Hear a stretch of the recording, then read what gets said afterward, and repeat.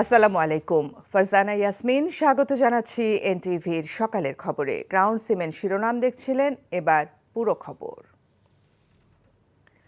আগামী নির্বাচন কবে হবে তা প্রধান উপদেষ্টার পক্ষ থেকে ঘোষণা দেওয়া হবে। আর ব্যাটারি চালিত রিকশা চলাচল বিষয়ে হাইকোর্টের দেওয়া রায়ের বিরুদ্ধে সুপ্রিম কোর্টে আপিল করার সিদ্ধান্ত নিয়েছে সরকার। এ তথ্য জানিয়েছে প্রধান উপদেষ্টার প্রেস উইং। রোববার রাজধানীর ফরেন সার্ভিস একাডেমিতে ব্রিফিংয়ে প্রশ্নের জবাবে কথা বলেন প্রধান উপদেষ্টার উপপ্রেস সচিব অপূর্ব জাহাঙ্গীর এবং আবুল কালাম আজাদ মজুমদার। অপূর্ব জাহাঙ্গীর জানান, এখন পর্যন্ত প্রধান উপদেষ্টা বা তার দপ্তর থেকে নির্বাচনের কোনো তারিখ দেওয়া হয়নি। এ বিষয়ে যারা কথা বলেছেন তা তাদের নিজেদের ব্যক্তিগত মতামত। আবুল কালাম আজাদ মজুমদার জানান, সরকার আইন মেনে নির্বাচন কমিশন গঠন করেছে। আর গুম কমিশন সরকারের কাছে আনুষ্ঠানিকভাবে কোনো প্রতিবেদন প্রকাশ করেনি বা জমা দেয়নি, তাই তাদের সুপারিশে এখনো কোনো ব্যবস্থা নেয়নি সরকার। ঢাকা শহরে ব্যাটারি চালিত রিকশার শ্রমিকরা গত কয়েকদিন ধরেই প্রতিবাদ করছে। আজকেও তারা প্রতিবাদ করেছে। তো সরকার সিদ্ধান্ত নিয়েছে, আসলে এ বিষয়ে মহামান্য হাইকোর্ট যে আদেশ দিয়েছে, সরকার সিদ্ধান্ত নিয়েছে যে এই আদেশের বিরুদ্ধে সরকার সুপ্রিম কোর্টে আপিল করবে। আমরা আশা করি সুপ্রিম কোর্টের কাছ থেকে এ বিষয়ে একটা ইতিবাচক সিদ্ধান্ত পাব। এখনো পর্যন্ত প্রধান উপদেষ্টা তার দপ্তর থেকে কোনো নির্বাচনের ডেট এখনো পর্যন্ত দেওয়া হয়নি। নির্বাচনের ডেট, অ্যাকচুয়াল যে ডেটটা ওটা এই উনি অ্যানাউন্সমেন্ট করবে এবং ওনার দপ্তর থেকে দেওয়া হবে। বাকিগুলা বা বাকি যারা বলেছে তারা হয়তো নিজেদের মতামত যে হতে পারে এরকম একটা ইয়ে করবে, বাট এখনো পর্যন্ত কংক্রিট না। প্রধান নির্বাচন কমিশনার এম নাসির উদ্দিন বলেছেন, কবে নাগাদ নির্বাচন হবে তার দিনক্ষণ এখনই বলা যাবে না। তবে সংস্কার এবং ভোটার তালিকা প্রণয়ন করে নিরপেক্ষ নির্বাচন করতে বদ্ধপরিকর তারা। রোববার সুপ্রিম কোর্টের শপথ গ্রহণ শেষে তিনি এসব কথা বলেন। হাসান জাবেদের রিপোর্ট। সুপ্রিম কোর্টের জাজেস লাউঞ্জে প্রথমে প্রধান নির্বাচন কমিশনার এম নাসির উদ্দিনকে শপথ বাক্য পাঠ করান প্রধান বিচারপতি সৈয়দ রেফাত আহমেদ। পরে অন্য 4 নির্বাচন কমিশনার মোহাম্মদ আনোয়ারুল ইসলাম সরকার, মোহাম্মদ আব্দুর রহমানেল মাসুদ, বেগম তহমিদা আহমেদ ও অবসরপ্রাপ্ত ব্রিগেডিয়ার জেনারেল আবুল ফজল মোহাম্মদ সানাউল্লাহকে শপথ পড়ান প্রধান বিচারপতি। শপথ গ্রহণ শেষে সাংবাদিকদের মুখোমুখি হন প্রধান নির্বাচন কমিশনার। দেশের মানুষ ভোটাধিকার থেকে বঞ্চিত। আমি তাদেরকে একটা free, fair and credible election দেওয়ার জন্য প্রতিশ্রুতিবদ্ধ। এই কনস্টিটিউশনটা যদি ঠিক না হয় তাহলে আমাদের যাত্রা তো আমরা এলোপাতারি হয়ে যাবে। কনস্টিটিউশন রিফর্মস কমিশনটা কাজ করছে, সুতরাং এটাও শেষ হোক, সব সুপারিশগুলো আসুক। আমাদের নিয়ত সহি, we are confident inshallah we will be able to deliver. কবে নাগাদ নির্বাচন করা হবে এবং আওয়ামী লীগকে নির্বাচনে আনা হবে কিনা এমন প্রশ্নেরও জবাব দেন সিইসি। অনেক বিতর্ক চলছে, আপনারাও দেখতে পারেন দিনক্ষণ দিয়ে তো এখন বলা যাবে না। ওই দিনক্ষণ দিয়ে এটা এখন কিছু বলা যাবে না। আমরা কিছু রিফর্ম যেগুলো দরকার আছে সেগুলো করে আগে আমি দায়িত্বটা নেই, এটা বুঝে নিই। বহু চ্যালেঞ্জ দেখেছি এবং ইনশাল্লাহ সাকসেসফুলি মোকাবেলা করেছি। চ্যালেঞ্জ মোকাবেলা করার সাহস এবং অভিজ্ঞতা আমার আছে। সুতরাং আমি ইনশাল্লাহ যে কোনো ধরনের চ্যালেঞ্জ আসুক, সংশ্লিষ্ট সবাইকে নিয়ে ইনশাল্লাহ we will overcome those challenges. পরে 4 কমিশনার সহ প্রধান নির্বাচন কমিশনার আগারগাঁওয়ে নির্বাচন কমিশন সচিবালয়ে যান। সেখানেও সাংবাদিকদের সাথে মতবিনিময় করে নতুন নির্বাচন কমিশন। আমাদের তো কোনো রকমের কোনো চাপ নেই সরকারের তরফ থেকে। আমাদের তো আমরা বুঝতেছি যে আমাদেরকে ফ্রিডম দেওয়া আছে, আমরা আমাদের কলিগদেরকে নিয়ে যা করার করব। Hasan Javed, NTV news, Dhaka. নবগঠিত নির্বাচন কমিশন সুষ্ঠু ও গ্রহণযোগ্য নির্বাচন দিয়ে জনগণের দাবি পূরণে সক্ষম হবে বলে আশা বিএনপির স্থায়ী কমিটির সদস্য আমির খসরু মাহমুদ চৌধুরীর।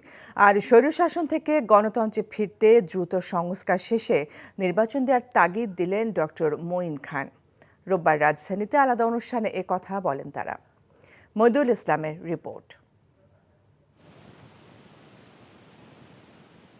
বিএনপি চেয়ারপারসনের গুলশান কার্যালয়ে দলের মহাসচিব মির্জা ফখরুল ইসলাম আলমগীর সহ সিনিয়র নেতাদের সাথে বৈঠকে বসেন ঢাকায় নিযুক্ত তুরস্কের রাষ্ট্রদূত রামিজ সেন। এ সময় রোহিঙ্গা ইস্যু এবং ব্যবসা বাণিজ্য সহ দুদেশের স্বার্থ সংশ্লিষ্ট নানা বিষয় নিয়ে আলোচনা হয় তাদের। পরে ব্রিফিংয়ে বিএনপির স্থায়ী কমিটির সদস্য আমির খসরু মাহমুদ চৌধুরী কথা বলেন নবগঠিত নির্বাচন কমিশন প্রসঙ্গে। সবাই জানতে চাচ্ছে নির্বাচনের রোডম্যাপ কি, কবে নির্বাচন হবে। দেশি বিদেশি স্টেক হোল্ডাররা সবাই তো অপেক্ষা করছে। তো আজকের শপথ নেওয়ার পরিপ্রেক্ষিতে নিশ্চয়ই একটা ভালো স্টেপ, ভালো মেসেজ যাবে। তবে শপথ নেওয়ার পরবর্তী কার্যক্রম যেগুলো আছে সেগুলো তারা আশা করি আমরা জনগণের প্রত্যাশা পূরণে সফল হবে। একটা সুষ্ঠু নির্বাচনের দিকে তারা যত দ্রুত সম্ভব এগিয়ে যাবে। তো সেটাই প্রত্যাশা থাকবে আগামী দিনের জন্য। এদিকে বিএনপির প্রতিষ্ঠাতা শহীদ রাষ্ট্রপতি জিয়াউর রহমানের মাজার জিয়ারত শেষে ডক্টর মঈন খান বলেন, প্রয়োজনীয় সংস্কার শেষে দ্রুত দেশে নির্বাচন দিতে হবে। এই সরকারকে অহেতুক কোনো বিলম্ব করলে হবে না, তাদেরকে অত্যাবশ্যক যে সংস্কার সেগুলো সম্পাদন করে অনতিবিলম্বে বাংলাদেশে একটি সুষ্ঠু নিরপেক্ষ নির্বাচন দিতে হবে এবং সেই নির্বাচনের মাধ্যমে বাংলাদেশের মানুষের অধিকার মানুষের কাছে ফিরিয়ে দিতে হবে।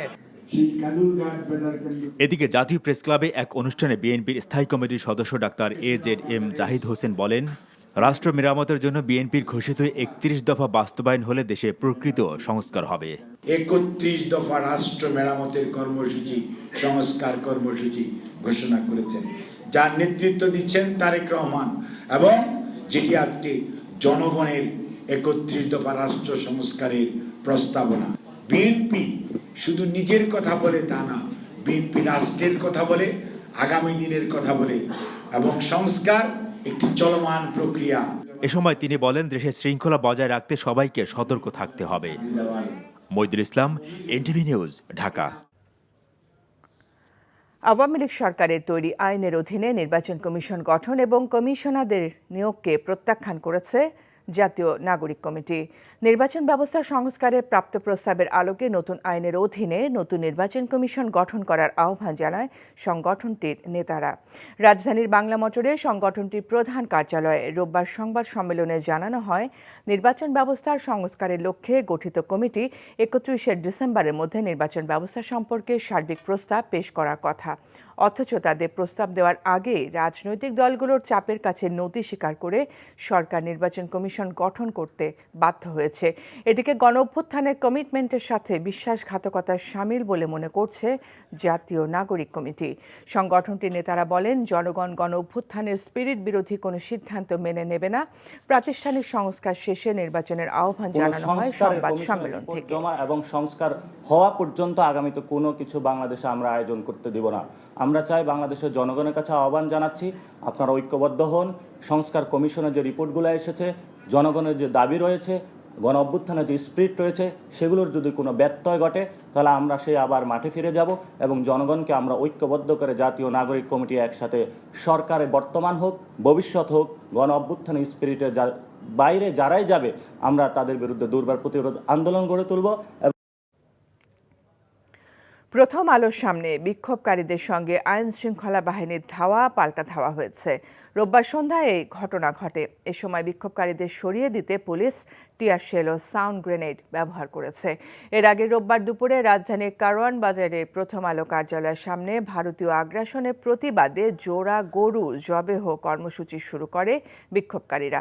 পরে তারা কালো রঙের একটি গরু জবাই করে। বিক্ষোভকারীরা জানান, প্রথম আলো, ডেইলি স্টার ভারতীয় আগ্রাসনে সহায়তা করছে, ফলে তাদের তওবা করার জন্য এই জিয়াফত কর্মসূচি করা হচ্ছে। ধাওয়া পাল্টা ধাওয়ার সময় কয়েকজনকে আটক করে পুলিশ।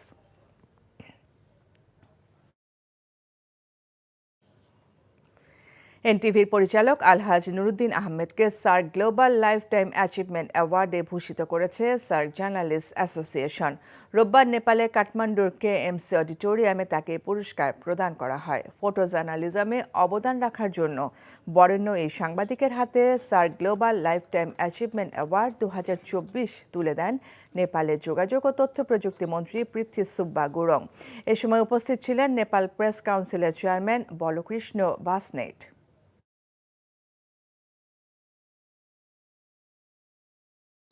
আজকে এখানে এসে আনন্দ লাগছে এই জন্য যে আমাদের পরস্পর যে সম্পর্ক, সাংবাদিকদের সম্পর্ক, এটা কিছুটা আমরা অনুভব করতে পারলাম। এই জন্য সব বিষয়ে বলেছেন যে আমরা বিভিন্ন রাষ্ট্রের বা বিভিন্ন দেশের সাথে কথা বলেছি, স্যারকে যারা আছে আমাদের অন্তর্ভুক্ত।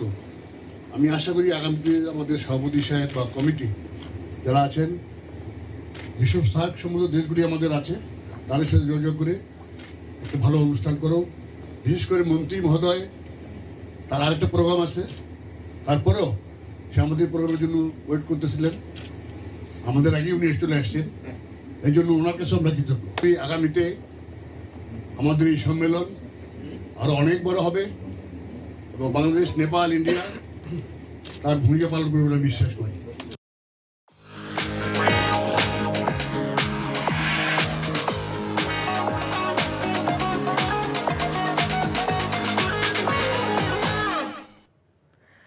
নগদ নিবেদিত অর্থনীতির খবর। দেশের প্রতিটি নাগরিককে ন্যূনতম আয় করতে পারার অধিকার আছে বলে মনে করেন অর্থনীতিবিদরা। অন্যদিকে রাজনৈতিক নেতারা বলছেন, দারিদ্র্য বিমোচনের ক্ষেত্রে দুর্নীতি প্রতিকার ও সুশাসন নিশ্চিত করা জরুরি। রোববার সকালে রাজধানীর একটি হোটেলে centre for policy dialogue CPD আয়োজিত এক সেমিনারে একথা বলেন বক্তারা। আরাফাত ইসলামের রিপোর্ট। বাংলাদেশের প্রেক্ষাপটে দারিদ্র্য বিমোচনে আর্থিক সক্ষমতা একটি বড় চ্যালেঞ্জ বলে মনে করে বেসরকারি গবেষণা প্রতিষ্ঠান সিপিডি। এজন্য নির্দিষ্ট কয়েকটি সূচকের মাধ্যমে প্রকৃত দরিদ্রদের জন্য সারা দেশে সর্বজনীন ন্যূনতম আয় নিশ্চিত করার কথা বলেন তারা। আমরা যদি একটা জনকল্যাণমুখী একটা রাষ্ট্রের কথা চিন্তা করি, তাহলে আমাদেরকে এ ধরনের ভাবনার মধ্য দিয়ে যেতে হবে। এক্ষেত্রে প্রতি অর্থবছরে সরকারি নিট বাজেট 15,000 কোটি থেকে 75,000 কোটি টাকা পর্যন্ত বরাদ্দের প্রয়োজন। প্রতিষ্ঠানটির সাম্প্রতিক এক সমীক্ষা প্রতিবেদনে এমন তথ্য উঠে এসেছে। আগামী অর্থবছরে দারিদ্র্য সমস্যা নিরসনে এই সমীক্ষা বাস্তবায়নের তাগিদ দিয়েছে সিপিডি। আমার বাংলাদেশের জনগণকে নাগরিক হিসেবে তার একটা ন্যূনতম আয় পাওয়ার অধিকার আছে। সেই অধিকার বোধের থেকে আমি আজকে এই জিনিসটাকে এখানে এনেছি। এইটা এমন কোনো করতে পারতে এই কি সমস্যা আছে, এটা যারা দেশ চালায় এটা তাদের সমস্যা, এইটা বাংলাদেশের নাগরিকের সমস্যা না। বাংলাদেশের নাগরিকের হলো তার অধিকার বোধের থেকে এইটা পাওয়ার সে ন্যায্যতা তাকে দিতে হবে। অন্যদিকে রাজনৈতিক নেতারা বলেন, সুশাসন নিশ্চিত করার পাশাপাশি দারিদ্র্য বিমোচনে যে কোনো প্রকল্প যথাযথভাবে বাস্তবায়ন জরুরি। আমরা এমন ইনভেস্টমেন্ট করেছি যেগুলো থেকে স্টেট রিটার্ন পাইনি। সো রিটার্ন মানে ইটস নট এ বিজনেস প্রফিটের মতো রিটার্নের কথা আমি বলছি না। আমি এত টাকা ইনভেস্টমেন্ট করলাম, এত টাকা প্রফিট করলাম। আমি বলছি স্টেটের ইনভেস্টমেন্টে যে রিটার্ন, এটা কিন্তু আমরা কোনোদিন চিন্তা করি না। সো ইফ এরকম একটা প্রোগ্রামের মাধ্যমে উই গেট এ রিটার্ন, ইকোনমিতে যেটা রিটার্ন আসবে, তাহলে এইটার funding should not be a problem. এটার ফান্ডিং হওয়ার সুযোগ আছে। সাধারণ মানুষের কাছে টাকা না পৌঁছালে একটা ভয়ঙ্কর অর্থনৈতিক স্থবিরতা সৃষ্টি হয়। এছাড়া সামাজিক সুরক্ষার মাধ্যমে প্রান্তিক জনগোষ্ঠীর মৌলিক চাহিদা পূরণ করা গেলে সর্বজনীন ন্যূনতম আয় নিশ্চিত করা সম্ভব বলে জানান বক্তারা। আরাফাত ইসলাম, এনটিভি নিউজ, ঢাকা। নারী ফুটবলের খবর। এবার নিজ জেলার রাঙামাটিতে সংবর্ধনা পেলেন সাফ জয়ী পাহাড়ের 3 ফুটবল কন্যা রূপনা চাকমা, ঋতুপর্ণা চাকমা ও মনিকা চাকমা। ঘরের কাছে এই বর্ণাঢ্য আয়োজনটা বিজয়ের আনন্দ আরও বাড়িয়েছে তাদের। খেলোয়াড়দের সমস্যা সমাধানে দ্রুত ব্যবস্থা নেওয়ার আশ্বাস দিয়েছেন জেলা প্রশাসক। রাঙামাটি থেকে ফজলে এলাহির পাঠানো ছবিতে নিলয় মজুমদারের ডেস্ক রিপোর্ট।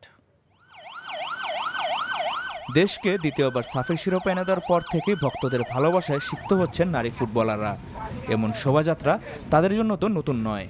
তবে বাড়ির কাছে এমন আয়োজন বিশেষ কিছুই হয়ে থাকলো 3 ফুটবল কন্যা রূপমা চাকমা, ঋতুপর্ণা চাকমা ও মনিকা চাকমার কাছে, যার শুরুটা হয়েছে বেড়ে ওঠা বিদ্যালয় প্রাঙ্গণ থেকেই। ঘরের কাছে এমন আয়োজন বাড়তি মাত্রা যোগ করেছে তাদের বিজয় উৎসবে। এই মাঠ থেকে উঠে আসা এবং এই স্কুলে থেকে পড়াশোনা করে আসলে আমার একটাই দাবি ছিল যে এই স্কুলটা জাতীয়করণ করা, কারণ এখানে অনেক স্টুডেন্টরা আছে, তারা হচ্ছে আমি যখন ছিলাম আমি ফ্রিতে পড়াশোনা করতাম, আমার কোনো মাসিক ফি এবং স্কুলের ফি দেওয়া লাগতো না। তো আমি মনে করি এটা যদি জাতীয়করণ হয়, বাকি যে স্টুডেন্টরা আছে তারাও সুযোগ সুবিধা পাবে এবং তারাও আগ্রহ বাড়বে পড়াশোনার প্রতি এবং খেলাধুলার প্রতি। স্টাফকে জানাচ্ছি আমাদের এই রাঙামাটিতে 3 ফুটবলারকে সংবর্ধনা দেওয়ার পাশাপাশি তাতে প্রয়োজনীয় সহযোগিতা করার কথা জানিয়েছে স্থানীয় প্রশাসন। তাদের সকল সমস্যাগুলো, কিছু কিছু সমস্যা তাদের আছে, সেগুলো আমরা জানি। অবশ্যই সেগুলো আমরা জেলা প্রশাসন এবং আমাদের সামর্থ্য অনুযায়ী যতদূর সম্ভব সেগুলো পূরণ করার চেষ্টা করি। এবারে সাফে সেরা খেলোয়াড় ঋতুপর্ণা চাকমা, সেরা গোলকিপার রুকমা চাকমা ও চ্যাম্পিয়ন দলের সদস্য মনিকা চাকমা, তিনজনই রাঙামাটির ঘাগড়া উচ্চ বিদ্যালয়ে পড়াশোনা ও খেলাধুলা করে জাতীয় দলে জায়গা করে নেন। নীলা মজুমদার, এনটিভি স্পোর্টস ডেস্ক। এই ছিল সকালের খবরে। এই খবরের ভিডিও সহ আপডেট জানতে ভিজিট করুন এনটিভি অনলাইন www.ntvbd.com। এছাড়াও এনটিভির জনপ্রিয় সব অনুষ্ঠান ও খবরের আপডেট জানতে ভিজিট করুন আমাদের ইউটিউব ও ভেরিফাইড ফেসবুক পেজ। এতক্ষণ সাথে থাকার জন্য ধন্যবাদ সবাইকে।